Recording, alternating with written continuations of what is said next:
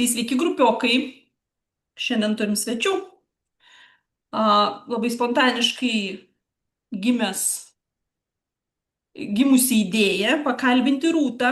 Šiandien turim svečiuose Rūtą. Ir aš Rūtą žinau kaip žmogų, kuris mm, bando prisijaukinti kamerą. Ir viešą kalbėjimą gal, nežinau, bet Rūta tikrai ne viena apie tai yra, bet aš leisiu jai prisistatyti. Tai Rūta, tu papasakok pirmiausia apie ką tu esi, o paskui papasakosi, kaip ten tau sekasi jaukintis. Gerai, tai sveiki visi. Tai jau kaip pristatė Violeta, aš Rūta. Apie ką? Hm, Taip įdomiai, dabar reiktų prisistatyti. Tai galiu sakyti, be 2 savaičių sertifikuota kaučerė. Jo, nes liko lygiai 2 savaitės mano šitam mokymosi kelyje. Dar virtuali administravimo asistentė esu, nes visą gyvenimą dirbau samdomą darbą administracinėse srityse, o dabar irgi dar labai šviežiai startuoju šitame. O kas dar? Tiesiog fainas žmogus. Čia geriausia. Tiesiog fainas žmogus, aišku. Tai Iš va, o kur tu, jeigu Rūta, apie... iš kur Aha, esi? iš Iš kokio Kauno, miesto? iš Kauno. Mhm. Ok, tai smagu girdėti, kad be 2 savaičių jau sertifikuota kaučerė, kolegė. E, Tai tada papasakok iš tikrųjų vat, apie tą savo iššūkį, nes Rūta aš ir anksčiau matydavau tai vienoj vietoj, tai kitoj vietoj socialiniuose tinkluose, bet kažkaip paskutiniu metu labai įstrigo tas tavo iššūkis - 30 Mhm. dienų kelti video. Aš tiesą sakant irgi esu darius tokį iššūkį, tik tai ne 30 dienų, aš kėliau 10 dienų. Įdomus jausmas. Tai tu papasakok apie tą savo iššūkį, kodėl tu jį išsikėlei ir kaip tau sekasi. Išsikėliau aš jį kodėl, ne? Vat sakai, kaip sakai, ne vieną kartą ir kažkur esi mačius mane, bet turbūt, žinai, mes daug ką matom, bet nelabai daug kas įstringa ir nelabai daug kas atminti lieka, todėl kad informacijos gino begalės. Ir iš tikrųjų, jeigu mums jau neduri į tą patį skausmingiausią tašką, net tai mes turbūt ir praskrolinam tenais ir praeinam toliau. Tai vat pagrindinė mano mintis turbūt buvo šito iššūkio, kad aš ieškau būdų, kaip man pritraukti klientų į savo coachingo sesijas. Ne? Nes aš turbūt jo tais naujais metais pradėjau komunikaciją savo paskyros susikurtoj.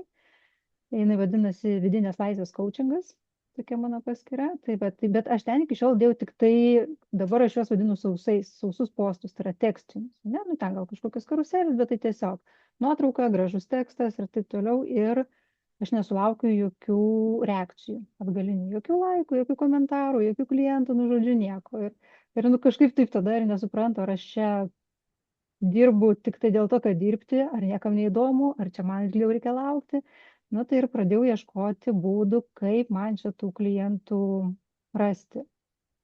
Nu ir tada galvoju, kad tikrai, kai matau pati, naršydama po tos tinklus, ne, kai kalba žmogus, nu tai vis tiek yra daug įdomiau pažiūrėti apie ką jisai šneka, kas per žmogus, kaip jis atrodo, koks jo balsas, nu ta prasme, ne, man atrodo, kad yra daug įtraukiau šitas dalykas.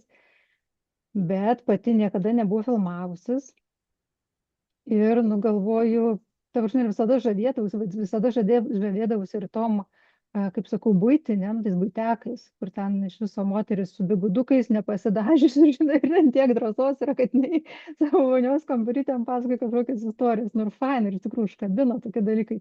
Nu, bet jau aš tai ne. Nu kaip, nu ta prasme, tai, nu žodžiu, kai mes turbūt labai daug kas, ne, taip galvojam, kaip čia aš šiandien, žinai, vos ne be šukuosenos, be makiažo, tai tikrai niekur nesirodysiu, o jeigu pasirodysiu, tai ką aš papasakosiu ir pašnekėsiu. Bet galvoju, jeigu aš noriu, jeigu aš galvoju, kad tai gali būti tinkamas būdas pritraukti tą klientą, ir jeigu aš noriu to, nu tai vadinasi, aš turiu bent jau pabandyti ir pažiūrėti, ar man paeis, ar čia mano būdas yra. Ir va tai va visiškai per baimės, per, nu, su didžiuliais jauduliais, bet aš pasakiau, nu viskas, bandau, darau. Nu ką aš galiu prarasti? Nieko. Blogiau negu yra tikrai nebus, o gal pasiseks. Tu prasme, gal aš neišgysiu tos drąsos. Nu ir va, ir išsikėliau savo iššūkį, kad 30 dienų filmuosius ir kad tai bus ne apie kokybišką turinį visai tai, bet tai bus apie mano jauseną ir kaip aš pati jaučiuosi prieš tą kamerą ir žinodama, ką pasakyti ir nežinodama, ką pasakyti. Tai jo, tai vat dėl to buvo ir šiandieną kaip tik buvo 10 diena ir aš galiu pasakyti, kad aš jau jaučiuosi ne tai, kad jau visiškai prisijaukinus tą kamerą, ne tai, kad žuvis vandenį jau tenais visiškai žinai, galėčiau, bet jau man nebebaisu. Aš jau pripratau ir prie savo balso ir jisai man yra toksai, koks skambėdavo iš pat pradžių, žinai, kai išgirsti savo balsą kažkur tai iš kitur, tai o dievai, kas čia dabar tokio. Tai viskas ir su to mano balsu normaliai. Ir aš dabar galiu ir nepasidažius prieš tą kamerą išlysti.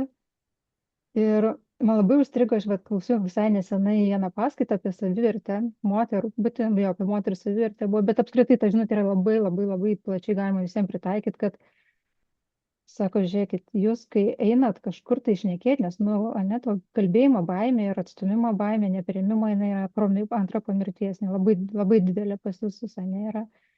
Sako, jūs pabandykit nesusireikšminti taip stipriai, kad žmonės ateina žiūrėti, kaip jūs atrodot, kokia jūsų šukuosena, kokie jūsų plaukai, o jie ateina išgirsti tą žinutę, kurią jūs nešat.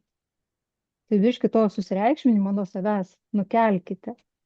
Ir kaip man padėjo šitas dalykas, nu labai, labai kažkaip man surezonavo, tai vat ir dabar 10 diena aš galiu savo vėl, jeigu aš esu viena prieš tą kamerą, tai viskas ok, bet jeigu aplinkui yra dar kažkas, tai kas galbūt mane akies krašteliu stebės, ar ten praeidamas matys, nu tai va čia dar yra toksai, ir dar va šitoj vietoj nesifilmuoju, nedrįstu aplinkoje viešoje kažkur tai filmuotis. Mhm. O 10 diena tai jau daug. Iš tikrųjų, jo, jaučiasi tau vidinis pojūtis, tai jaučiasi, o bandė analizuoti savo video, pavyzdžiui, pirmą dieną paėmus ir dabar 10 dieną palyginimui. Koks skirtumas yra? Ką mato žiūrovas? Ne, šito tai neanalizavau. Ta prasme, kaip jeigu vizualiai, ne, paim 1 ir 10 video, tai Nu, šito tiesiog, ne. vat, koks skirtumas yra apskritai tavo kalbėjime. Nes kai vidinė būsena keičiasi, tai aš manau, kad ir tas visas nu, vaizdas, perteikimas ir kitoks, nu, ir žiūrovasgi pasiema Jo, jausmą. aš galvoju, kad aš tai jaučiuosi labiau atsipalaidavus. Nu, tiesiog, ne, bet vat nelyginau iš tikrųjų, jau labai būtų įdomu pažiūrėti pačiai ir vat paklausti tų žmonių, kas stebėjo, ką jie pakeitė, nu, ta prasme, koks pokytis pasimatė. Mhm. Nu, tai vad, grupiokai, žiūrėkit, Jo. pasižiūrėkit visus rūtos visas dienas ir palyginkit, pakomentuokit, kaip ten, kaip atrodo iš šono. Nes man tai kažkaip,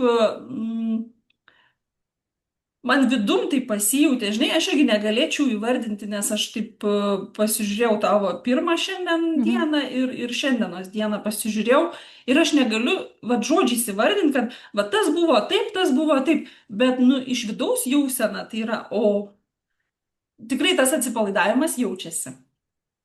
Žinai, dar kur man jaučiasi atsipalaidavimas, jeigu aš jaučiu iš vidaus, kad aš kažką noriu pasakyti ir tai tiesiog teka, ar tai įžvalga, ar tai mintis, ar tai kažkas, ne, tai tada viskas yra ok. Bet jeigu aš turiu pasiruošti, pritempti, dabar va eisiu filmuotis, va tada, va čia dar nėra tas aktorinis išdirbtas taip, kad žinai, viskas labai natūraliai ir viskas labai fainai vyktų. Bet čia gal gerai, Jo, žinai, toksai filtras, kas iš tikrųjų tavo ir apie ką gali gal, kalbėti ir kas, nu, jo. gal dar ne visai tavo. Nu, kad tas, žinai, ir ne visai, jo, nes va, tas pirmas video, ne, nu, tai jis tikrai buvo ruoštasis ir tai buvo didelės baimės ir tai buvo repetuota, nežinau, parą laiko, galvoju, tie balsai sukosi, kaip aš čia viską darysiu, ne, o dabar atšauna mintis, kai šauna, tiesiog paimu ir padarau. Mhm. Jo, aš žinau aš šitą momentą, nes aš dabar nesenai pradėjau savo podcastą solo Spotify'ui ir vienas iš epizodų buvo, kad aš ruošiausi vieną temą Ir aš atidėliojau, visą savaitę atidėliojau ir paskutinę minutę įsijungiau įrašyti, nu ir man neina ta tema, nu nes ne mano tema, ne ta buvo.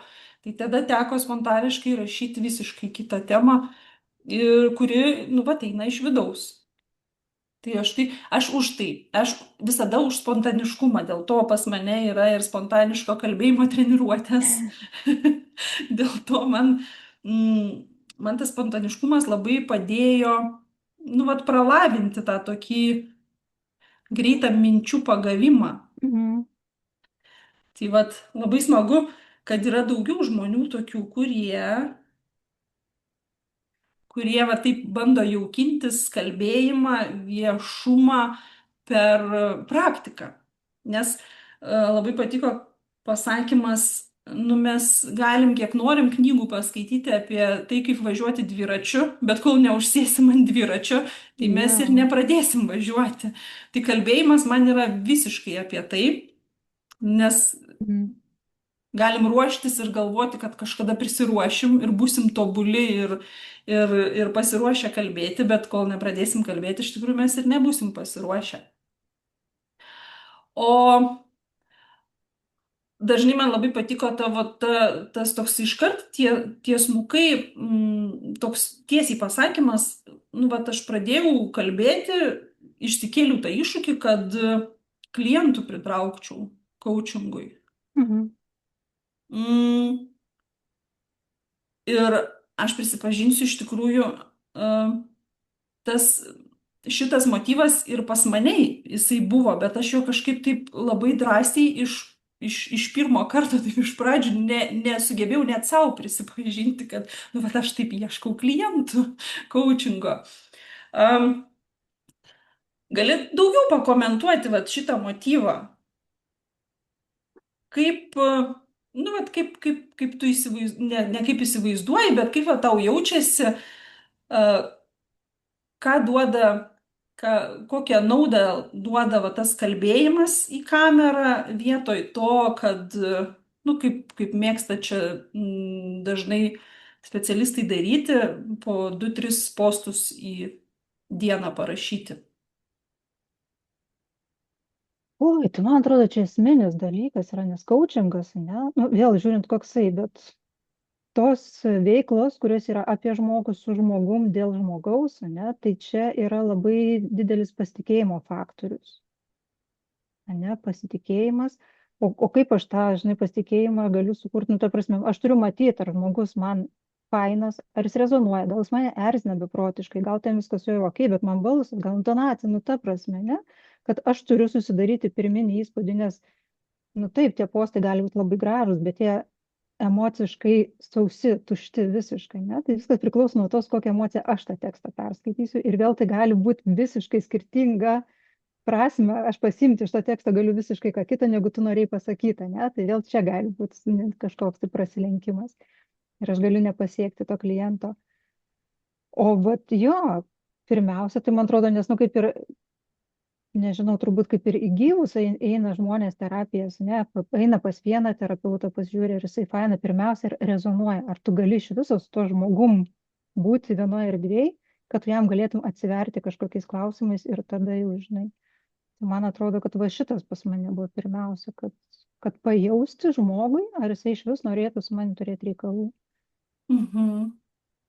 Jo, aš irgi iš tikrųjų sutinku, nes mano nuomonė, va, tas kalbėjimas ir savo, nu, parodimas savęs ir savo, kaip čia pasakyti, energijos pademonstravimas, toksai sutrumpintas kelias, šortkutas iš karto, nes jis nežinau, kiek žmogus turi perskaityti tų postų, kad pagautų, kad, nu čia apie mane gal, Jo, o kai balsą išgirsta, nu, iš tikrųjų taip. nes toks net nu, visiškai šviežias toks dalykas, vakar buvau susitikus, nu, bendruomenės susitikime, tokiam ten buvo, ta prasme, keletas žmonių ir buvo viena mergina, kurią aš, nu, iš seniau žinau ir man jinai faina, viskas yra su ja gerai.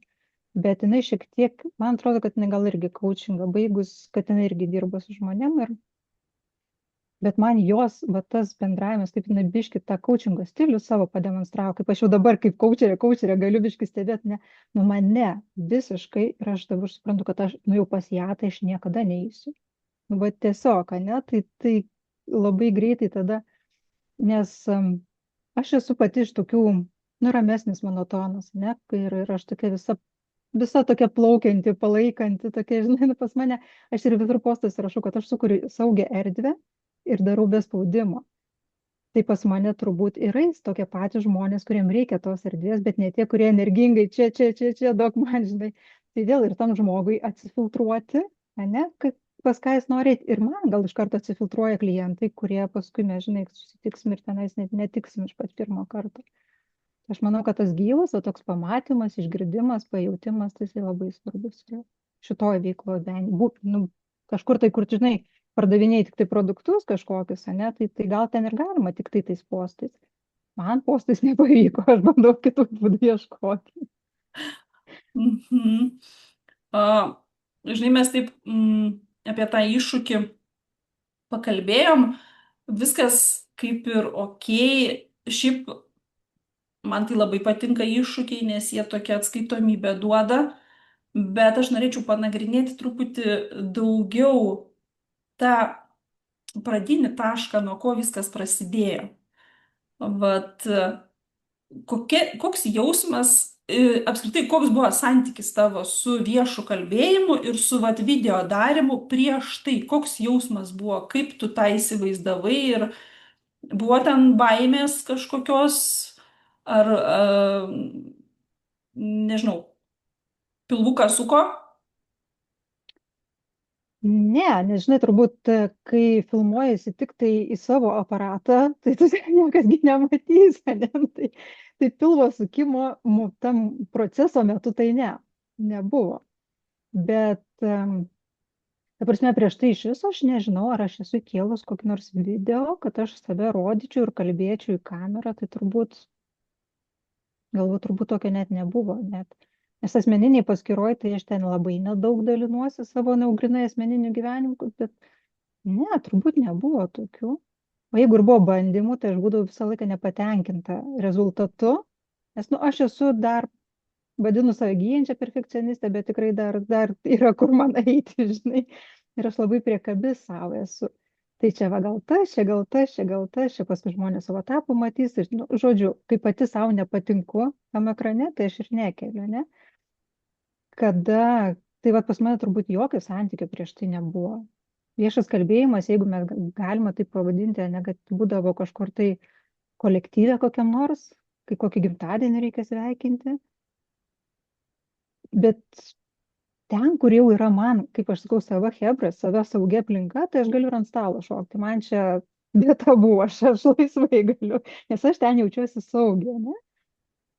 Bet va, kad ir va šitą pirmą video, kur dėjau tą prisistatymą, tokį ir pasisakymą savo, tai aš įdedu, nu ir viskas, dabar galvoju, 3 valandas nežiūrėsiu, kas ten vyksta, kokie komentarai, kokie laikai, nes nu vis tiek toks pergyvenimas dėl to, kaip kiti sureaguos, kad ir kaip aš čia galėčiau sąmoningai išnekėti, kad ai, aš čia darau dėl savęs, ne? Iš tikrųjų aš darau dėl savęs, bet man rūpi, ką pasakyti kiti, nu natūralu, žinai. Tai va, bet dabar žiūriu kažkaip tai po 10 dienos, norit sakykit, norit nesakykit. Nu, ta prasme, mes kiekvienas turim teisę sakyti, ką mes norim, ne, bet tu nežinai, kaip iš tikrųjų yra. Čia yra tavo nuomonė, pas mane yra mano nuomonė. Čia visą laiką tai bus. Ir jeigu mane pradės stabdyti kitų nuomonės, nu, tai aš taip ir liksiu su savo visais postais ir niekur nenuėjusi. Mhm. Turėtum kokių nors, nežinau, nu, bet iš tos vat, patirties, kadangi, kaip suprantu, visiškai nauja patirtis, tą pradėti daryti, iš to, vat, kiek iki šiol esi pabandžius, kokį patarimą duotum tiem, kurie dar neišdryso? Tas pats geriausias klausimas, o kas blogiausia atsitiks, jeigu tu tai padarysi? Ne, ką prarasi? Ar turi iš viską prarasti? Gal ten kažkas ir praras, ne, įlindęs į tą eterį kažkokį tai ir savo drąsą parodys. Gal, aš nežinau, kiekvienas turi spręsti, įsivertinti. Bet aš nemanau, kad čia yra kažkas tai. Iš viso mano pirminis planas, čia buvo mano iššūkis per superviziją mokykloj, mano buvo šita mano užklausa ir mes šnekėjom ir mano tada buvo savo namų darbai užsiduoti, kad aš filmuosiu tiesiog savo.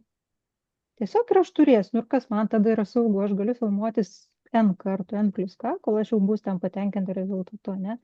Nes kažkaip man visą laiką atrodo, nežinau kaip kitiem, jeigu aš pamatau kažkokį video, aš negalvoju iš kelinto karto pa žmogui jisai pavyko. Nes nu, man atrodo, kad jisai paėmė telefoną, pasišnekėjo gražiai, fainai ir idėja iš karto, žinai, kad čia viskas va tai va vyksta. Bet mesgi nežinom, kiek kartų jis ten filmuojas ir kiek ten dublių ir kiek ten montažų iš tikrųjų tam galutiniam variante nėra.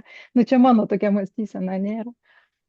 Tai va, tai nežinau, gal tiesiog jeigu yra saugiau, tai bandyti tą variantą, kur filmuojasi tik tai savo ir niekam nerodyti. Ar parodyti ant tiem žmonėm, kas yra artimiausi, žinai, kol jie prisipras tą artimiausią publiką, kol gal ten pasitikėjimo įgis. Bet aš vat kažkaip šoviau, galvoju, nu ir kas iš to, iš tų mano video tam telefone? Nu manęs jie niekur nenuves. Ta prasme, aš rytrypčiasiu toj pačioj vietoj ir nu ir neišeisiu. Galvoju, ai, nu aš va bank. Ir kažkaip, nu, banaliai skamba, nebijok. Nu, bet nebijok, nes, nu, ką prasme, nu, kas gali atsitikti? Nu, nieko, pažiūrėkite į mane. Aš gyvas įrodymas, kad nieko neatsitiks. Nu, nepatiksim tą daryti. Nu, nebedarysit. Kažkaip tiesiog pažiūrėti tai kaip į žaidimą kažkokį. Tiesiog žaidimas. Mhm. O kokie toliau planai yra? Kai pabaigsi iššūkį, vat, praeis 30 dienų, kas tada? Jo, tam 30 dienų dabar, žinai, toksai, vat, mano šios dienos buvo įrašas, kad vakar buvo paliestas irgi išsikėliau tą klausimą, kad, nu, man neskanu daryti tą video, kai aš neturiu apie ką šnekėti ir kai jis yra dirbtinis. Ir aš tada supratau, kad jo, aš pasižadėjau, bet jo, pas man, blemačkai, neturiu ką pasakyti, nu, bet prisižadėjau kiekvieną dieną daryti. Aš jau dabar turėjau užsidėti varnelę, nesgi kaip aš čia dabar praleisiu. Ir tikrai buvo kelios dienos, kurios man buvo taip pritemptos, bet jau man eina per prievartą. Man yra neskanu ir aš jau nebenoriu to daryti. Nu, ta prasme, man netikė malonumo. Ir aš nusprendžiau, kad šitas dalykas, šitas mano iššūkis man turi teikti malonumą. Ir aš suteikiau savo teisę atšaukti įsipareigojimą kelti postus kiekvieną dieną. Ir aš nusprendžiau tai daryti, aš juos toliau kelsiu, aš toliau praktikuosiu su kamera, aš toliau viską darysiu ir jaukinsiuosi, bet aš tai darysiu per lengvumą ir tada, kai aš tikrai norėsiu ir turėsiu ką pasakyti. Tai nežinau, ar čia skaitosi, kad mano iššūkis baigėsi, ar jisai nesibaigė. Aš manau, kad ne. Aš tiesiog nusėmiau nuo savęs tos suvaržymus ir tos kažkokius įsipareigojimus tarsi prieš kitus, kiekvieną dieną kažką daryti. Nes aš, kaip sakau, turbūt tą patį baisiausią savo žingsnį peržengiau, jau pralaužiau savo baimės ir sakau, kai viskas vyksta spontaniškai, man net patinka, man smagu ten, žinai, šnekėti ir kažką tai pasakoti. Tai vat, ir toliau eis ir toliau šitą linkmę, bet aš galvoju, kad jau po truputį pradėsiu galvoti apie kokybišką tą turinį ir būtent apie coachinginį, ne, apie tas temas, kuriam aš noriu šnekėti, būtent apie savivertę, pasitikėjimą, baimės ribas.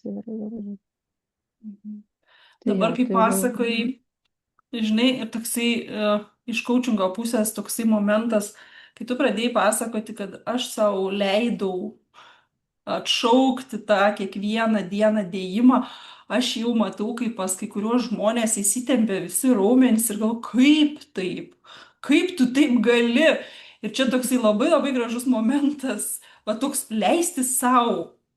Nu vat, jo, nes mes iš pagalvojo tikrųjų, žmogus ne? taip, kaip jisai nori ir leido savo. Wow. Nes mes iš tikrųjų labai dažnai, nu, mes, daug žmonių, aš irgi buvau tam tarpe, ne, kad jeigu aš jau pasakiau kažkam tai, kažką, kad darysiu, tai tarsi jaučiam didesnę atsakomybę prieš kitą ir jaučiam, kad tarsi dėl kitų mes tą darome, ne, bet jeigu aš tai darau dėl savęs, tai aš ir turiu reguliuotis pati dėl savęs, kaip man yra, negerai. Mhm. O kas bus, nusivils jie manim, nu tai jų reikalai, kaip jie sureaguos, nu ta prasme, ne, aš neatsakinga už jų reakcijas ir už jų lūkesčius į mane ir į tos mano video, ne? Jie Mhm. savo lūkesčius susikėlė, aš savo turiu vieną lūkestį, dabar mano lūkestis, kad man būtų smagu visą tą daryti. Super. Nu, čia iš tikrųjų labai, labai stipru. Žinai, aš tave pasikviečiau pakalbėti apie va, tą tokį spontaniškumą, tokį vat, lipimą per tą nedrąsą, pradėjimą, kad ir netobulą, bet vat, šitas momentas man tikriausiai labiausiai įstringa kol kas mūsų pokalbį, va tas leisti savo. Nes, nu, svarbiausia visada yra mes patys ir mūsų vidinė būsena. Tai labai smagu. Gal prieš užbaigiant, pradedant palinkėjimus mūsų grupiokam ir kitiem, kurie klausys šitą video, gal tu papasakok, kaip tave galima rasti socialiniuose tinkluose, gal dar kažkur galima rasti, gal turi kažkokių pradėtų projektų, kuriais vat nori pasidalinti. Tai rasti tai mane galima, mano coachingo paskyra vadinasi Vidinės laisvės coachingas. Jeigu kam nors įdomu mane žiūrėti kaip į virtualią asistentę, tai yra Rūta Pašukonienė, virtuali administravimo asistentė. Asmeninė mano paskyra, jinai labiau yra uždara draugams, bet aš manau, kad per tuos puslapius, irgi Rūta Pašukonienė, vadinasi, per tuos puslapius ten galima gal kažkiek rasti ir kurie postai bus atviri, vieši, tai jie ir matysis. Nes ten irgi biški skirstau, kas draugam ir kas viešai, žinai. O projektų, kuriais dabar galėčiau pasigirti, pasididžiuoti ar pasidalinti, dar neturiu šiam momentui kol kas, nes, sakau, kadangi labai ilgą laiką visą savo profesinį kelią buvau samdoma darbuotoja, o dabar tik tai pirmi žingsniai mano šitam naujam formate kaip savarankiškai dirbančios, tai dar tokių kažkokių tai diplomų neturiu pasikabinus, apie ką galėčiau pasigirti. Tai smagu, iš tikrųjų. Pasidalinsim nuorodom į tavo socialinius tinklus Gerai, ačiū. komentaruose. Ir tada pabaigai, nežinau, palinkėjimai, ką palinkėtum žmonėm, kurie vat, ieško drąsos kalbėti viešai, būti matomi. Tiesiog būt savo atlaidesniems. Kelt mažesnis, va labai fainas irgi perskaičiau visai nesenai, nustokime save vertinti ir pradėkime save branginti. Tai kažkaip nereikia savęs vertinti, nes mes visą laiką rasim, prie ko prisikabinti, dėl ko prisikabinti. Arba pažiūrėkim, kaip mes vertinam kitą žmogų. Ar mes tikrai kreipiam dėmesį į jo, klausom kalbant į jo plaukus, į tai, kas pas jį už nugaros, į tai kažką, ne, mesgi klausom, ką jisai šneka ir kaip jisai mums rezonuoja ir nerezonuoja. Tai jeigu mes taip žiūrim į kitą žmogų, tai tikėtina, kad ir kitas žmogus į mus taip žiūrėtų. Ne, tiesiog būti savo atlaidesniam ir paprasčiau viską žiūrėti. Gyvenimo žaidimas. Let's play. Taip, labai, labai geras požiūris ir man patinka tas. Vat.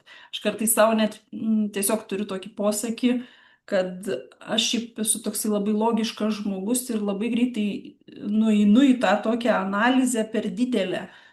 Kai užsigalvoji ir tada tam galvojime aš galiu ten būti valandas vietoj to, kad pradėčiau daryti. Tai aš dabar jau pagaunu save tuose momentuose ir mėgstu irgi priminti, kad okei, čia tik žaidimas, darom. Tai Taip, okei, irgi. tada mes su šita gaida, su šituo žaidimo, žaidimo metafora ir užbaigsim tada mūsų šitą video, šitą interviu tokį spontaniškai sukurtą, sulipdytą. Ir grupiokam tada iki kito karto pasiekam Rūtą, kad nepraleistumėm jos naujų projektų, kai jie pasipils. Ir iki tam kartui. Ačiū tau, Violeta. Ir ačiū visiems naujam grupiokam. Iki. Yeah.